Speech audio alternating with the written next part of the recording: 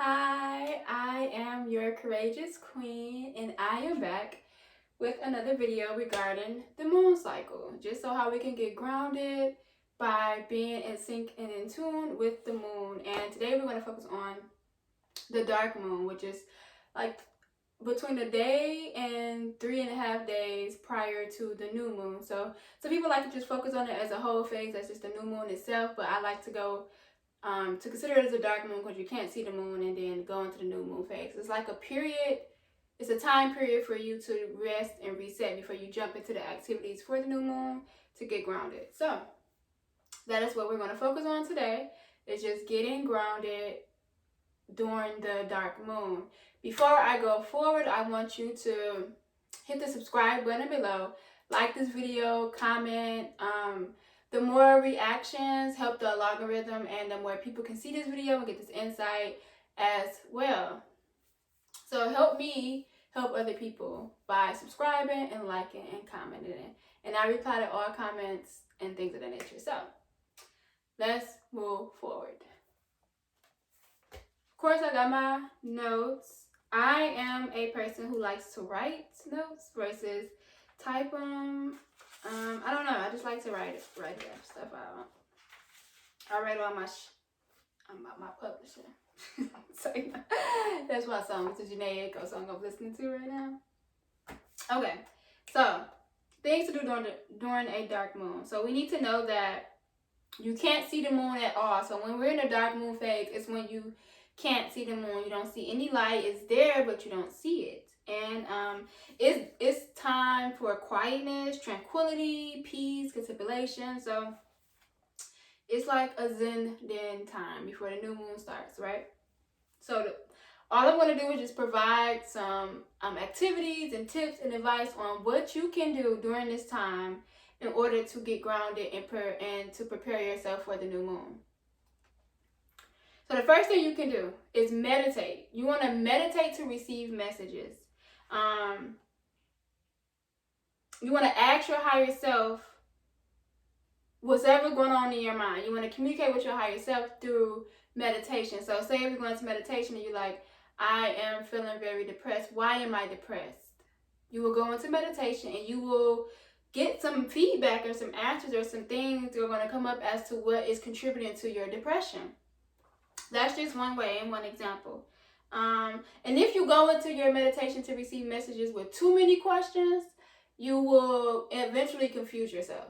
So you want to go into meditation to receive messages with like 1 or 2 questions that matter, so that you can get that specific insight regarding whatever issue that you are bringing to them. So number 1, meditate to receive messages. The second thing you want to do is summon angels.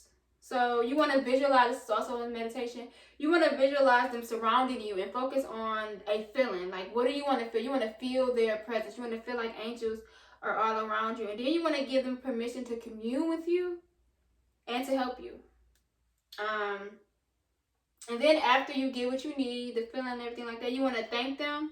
And not even after you get what you need, before you get what you need, you want to thank them and express gratitude. You should express gratitude always. But angels are here to help, especially during the dark moon. This is the perfect time to work with angels and allow the angels to come to help you and to call on them. And all you got to do is just show gratitude, be thankful for them coming to you, and give them permission, because angels they can be around you, but they won't overstep without your permission. So give them permission to intercede on your behalf. Another thing you can do is a herbal healing bath. So there's a bath for each phase of the moon. Let me just throw it out there. There's always a bath you can take. But there's a herbal bath that you can take during the dark moon, which will allow you to relax, restore, and recoup your serenity. So it's allows you to get back to a serene and calm place, mindful. Grounding. It's important to get grounded during this time, and a herbal healing bath is a great way to do that during this time.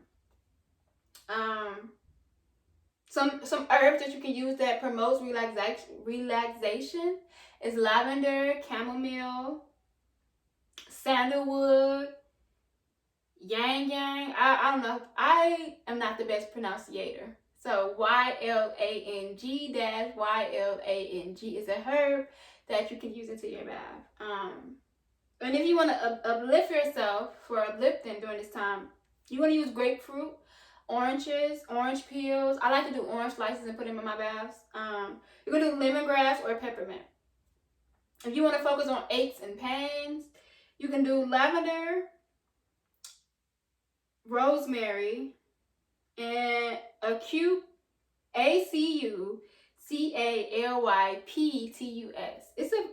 I see this plant all the time. I have this herb, but I just can never pronounce it. Acucaliptus. I don't know. It's not my specialty. I'm just giving it to y'all. And then gardenias for PMS and stress. So these are just different type of herbs that you can put into a herbal bath, create a mixture. And I like to create mines with Himalayan salt and baking soda, and then I add the herbs into it. Then I also like to add special oils, so I make my own oils for their own purposes. So I might add my healing oil, or I might add my money attraction oil, or love attraction oil. So things, and it's not a love attraction oil. For me it's a self-love oil. So just to feel more sensual and feminine with myself and to love myself. So I add those into my mixture as well. So just to throw it out there. There's some different things. Oh, I didn't even know I had that written down, but what I just said is exactly what I have for y'all. And you want to honor your well-being. So just to give a quick recipe as to what you can do. 3 cups of Epsom salt, sea salt, Himalayan salt. I use Himalayan salt. 3 to 12 drops of oil. Or you can also do 2 cups of flower petals. So I like to add flower petals into my baths when it's around in self-love. So I always add the flowers when it's around in self-love. Some type of flowers. Because I also use hibiscus. I always, whatever. I add that flower too sometimes. And it's just to honor your well-being. So number 3, so we got number 1 is meditate to receive messages. Number 2, summon angels. 3, a herbal healing bath. And the 4th one is stones or crystals. So you want to carry certain stones or crystals during this time. And also there's a stone or a crystal that you want to carry for any moon phase. So just throwing it out there. And there's some good crystals that you can carry during the dark moon. Is obsidian, which is a protection stone. You can do chrysocolla, which is a communication stone. Fluorite, which is a grounding stone. Also red jasper, which is also a grounded and healing stone. So these are good stones to just have during this time. There are many more. You can find the stone whichever works for you, but just getting the stone and having that stone during this time is a good idea during the dark moon. And all of these things are just things that will help you get grounded and centered and at peace and serene. Serenity is the key. The 5th thing you can do is journal your dreams. So if you are having dreams, I said this in my last video, how dreams are being heightened. And during the dark moon, you want to journal these dreams. You want to wake up, keep a pen, a notebook by you, maybe a flashlight, or use your light from your phone if you have to, but you want to have a dream journal during this time, because they can answer deep questions you don't even realize you need to ask. So you can get answers to things that you don't even realize you needed to know. It can reveal issues that you need to resolve during your waking time. So while you're awake, some issues that you may need to resolve.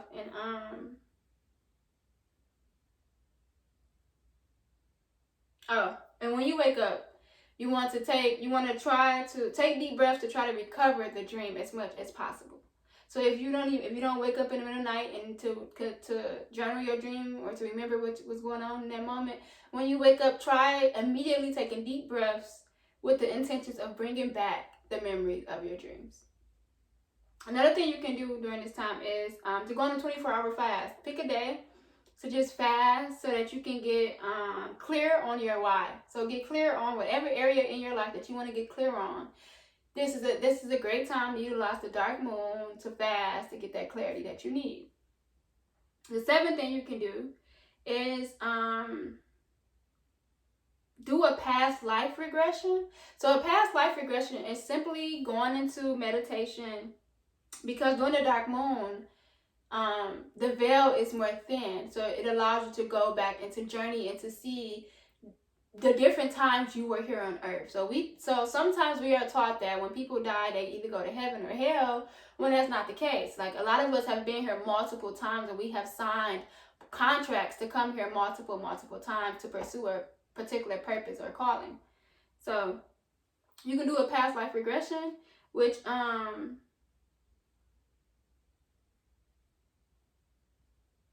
trying to figure out a way to like communicate this in a way that is more easier to understand. It helps you to see who you were in the past time and who you are now. And you could do a visualization. And a way to do this during a meditation or visualization is to imagine a room with 5 doors. And in this room with the 5 doors, you'll walk through the doors, as you walk through the doors, you'll be meeting someone from your past life.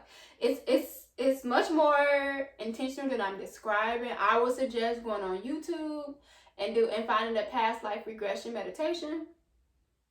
And yeah, I'm not an expert in that area, so I'm not even gonna try to explain as much as possible. Explain a lot regarding it, but if you want more, look up past life regressions, and this just shows you what some of your past lives have been, some of the things that you struggle with, some of the things that you focused on in your past life that you are still dealing with in this time, that you released in your past life. It's just to give you clarity on what's the root of your soul, your spirit, where it's been. So that's what that is for.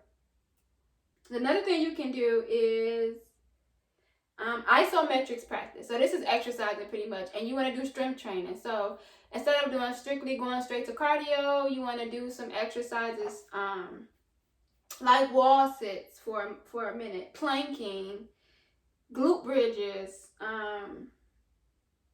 or boat poses. So just things to build stamina and strength within your muscles during this dark moon. You want to take time doing that.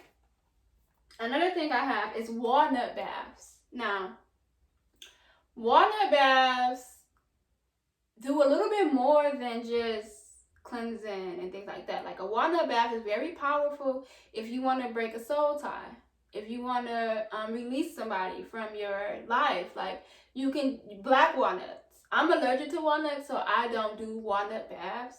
I understand the power. I have another ritual that I've gotten from my ancestors regarding soul tie removals and things of that nature. But black walnut baths, if you boil some walnuts and pour it in your bath, and you can look on YouTube or whatever just to get more insight regarding that. All my things come from within, but yeah, you can do that, and that will give you it'll just cleanse you and clear you and give you that serene peace that you want, that you may be seeking during this time. And know that if you don't set the intentions to cut, it won't cut the cord. So you have to go, if you do a walnut bath with the intention to cut a soul tie, then it will do its work. But if you do it just to relax or whatever, then it would do that. Another thing you can do during a dark moon is to weed your yard. Like, go out, pull up the weeds and things of that nature. And for me, when I've done that and I've gone out and just pulled out weeds, I felt a sense of releasement. So it's like as if I was pulling, like as I was pulling the weeds from my yard, I was pulling things for myself that no longer served me, that I didn't need. And though I didn't know what those things were at that moment, it just felt like a weight was lifted off my shoulders. I just felt grounded and tuned in myself. I felt lighter. I felt love. Like, I felt peace. And I never knew that pulling weeds would do that to me. So pull some weeds is a great idea during this time. Also, if you are into like tarot reading and psychic reading or prophetic readings, this is a great time during the dark moon to just go get some insight about yourself. What you got going on, what you need to do, what you can do. Or if you are a tarot reader yourself, read yourself. Sit and read yourself regarding where you are, what's blocking you from where you can be, and what you need to do, blah, blah, blah. This is a good time to do that.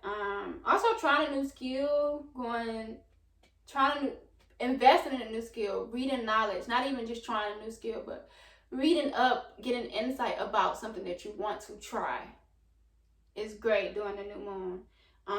For myself, I'm looking into astrology. I've been looking into numerology. So those are some things that I'm just throwing out that could be helpful to try. And then actually no, that's not last. I got more to do. Then another thing you want to do is honor yourself with a ritual. Now this is something I do probably like once a week. But you want to honor yourself with some sort of ritual that's just for you, that's just to bring you whatever intention that you want to set for that ritual. You want to write down what makes you you. Like, this is how we get in tune back with ourselves. Like, what makes you you? You want to remind yourself of why you are so special, because sometimes as life happens, we pick up other people's energies, or we get fearful, we have self-doubt, we have worries, and this is that time to like cheer yourself on, be your own cheerleader, and get your shit back together. So you want to honor yourself. What makes you you? What makes you special? Find a quiet spot, play some music, light some candles, take a bath, journal after your bath. So things like that. And I always try to list 3 to 10 things that I absolutely love about myself, because you want to remind yourself of the great pieces of you, the great parts of you, the things that matter. And also, you can also take time to think about the things that you don't like about yourself and ways to shift it. So like for me, for instance, I personally don't like how I go through these, like I go through like a mental obstacle course before making a decision. I outweigh everything, every outcome. And sometimes it ain't necessary. Sometimes it is, sometimes it's not necessary. So in my life right now, I am taking precautions to shift that by leaning on my intuition more and allowing my intuition to guide more, you know? So that's just an example. Also, a great thing you can do during the dark moon is to perform shadow work to promote self-acceptance. This right here is like my area of expertise.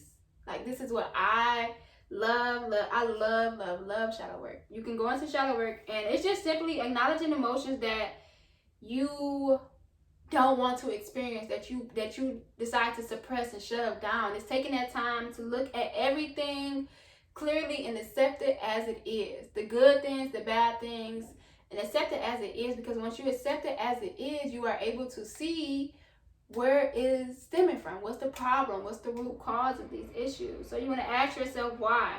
You want to journal about the feelings, these negative feelings. You want to journal about yourself, and you want to not judge.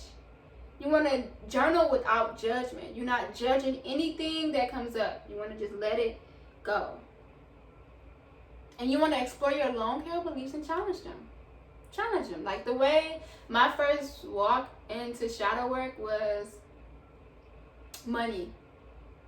And having to face the fact, like, I can be rich. I can be a millionaire. Yeah, I grew up poor. Yeah, I grew up broke. But that doesn't limit and get in my way from being a millionaire. And I had to journal out that to see, like, oh, I've been telling myself I can't be a millionaire because I grew up broke. And I don't know nobody from my hood that got $1 million, you know? So I had to work through that. I had to look in those shadows to peep to see what was stopping me from believing that I can have $1 million, that I can become a millionaire. That's just one example. Another thing you want to do is set boundaries to protect yourself and others. You want to set boundaries. And setting boundaries is just putting up things to protect yourself and your emotions. Like right now in my life, one of the boundaries that I haven't been allowing myself to set out of just fear of how I was going to become on other people is flat out, I need communication in relationships. I don't care who you are. If it's business, you need to communicate. If it's personal, it needs to be communication. Why? Because I am a communicator, and I am a person of integrity. So I am not someone who's just going to go MIA on people, and I don't want people to just go MIA on me. Because if I go MIA on other people without communicating, that's not me teaching them my way of life. That's not me teaching them what I am hoping for them to gain. But by explaining something to them, or communicating as to why something has to happen, I am teaching them that in that moment. So that's something that I struggle with accepting, and I had to accept that I'm a communicator who needs communication.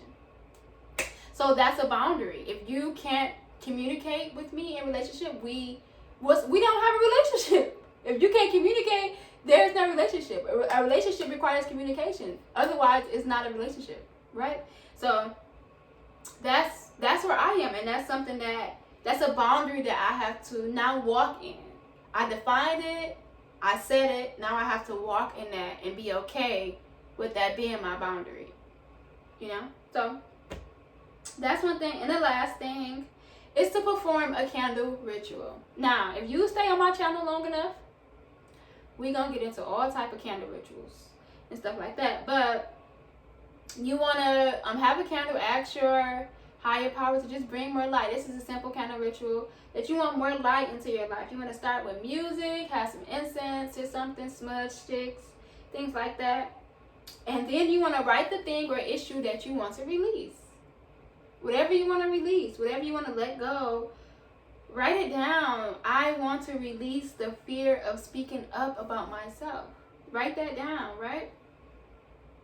And then you light the candle and see that going away. So as you light it, you see it going away, and then you say, and so it is.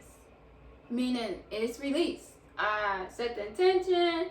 I ask God to come in and shine me some light, bring me some more light in this area so that I can release this.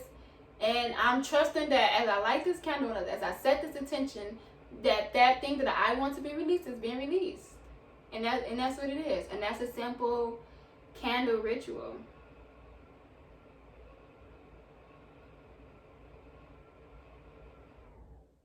And you can also light a candle to just think. If you want to just get clarity, you want to just get simple clarity, you can set the mood, set the tone, have a candle, some music, incense, and you just say, I want to gain clarity in this area. Light the candle, so it is, and you sit still, and you allow the clarity to come to you. So that is all I had today. I'm just going to run through really quickly on some of the things that you can do during a dark moon in order to get grounded and to bring back serenity, peace, before the new moon comes, the new moon jump starts. And I will be going over the new moon stuff in the next video. So you want to meditate to receive messages, summon angels for their help. You want to take a herbal healing bath. Carry certain stones and crystals. You can journal your dreams that you get. Go on a fast for like 24 hours for clarity. Do a past life regression to just understand yourself a little bit more. Isometrics practices. So that's another form of exercises to build strength. A walnut baths. You can do weeds. Pull up the weeds in your yard. You're going to go get your future told by a reader, tarot reader, or something like that. Try something new that's beneficial, that will gain and add to you. Not try something new, but research something that you want to try. And then you can honor yourself with some form of ritual that you create for yourself. It's the you thing. Perform shadow work to promote self-acceptance. That's something you can do. Set boundaries to protect yourself and others, and perform a candle ritual. So all those things can be done during a dark moon, which is like 1 to 3.5 days before a new moon starts. So these are some things to just allow you to get grounded and centered and at peace and serenity. So thank you for watching. I will be back with another video during the new moon phase, and what you can do for the new moon. And if you haven't already, hit subscribe, like, comment below, help the algorithm build so that we can get more people up in here on this channel. Also, if you want to know more about me and what I do, go to www.courageouscoach.com and you can find out more about me there. And I also have a blog which is the self-worth journey blog. So just a journey of finding your self-worth, my journey of finding my self-worth, and the lessons that I learned on that journey that I share with other people. You can go to courageouscoach.com/blog and you will have all my blog posts. So thank you for watching today. I am your courageous queen, and I am tuning out. Bye. I was gonna find this.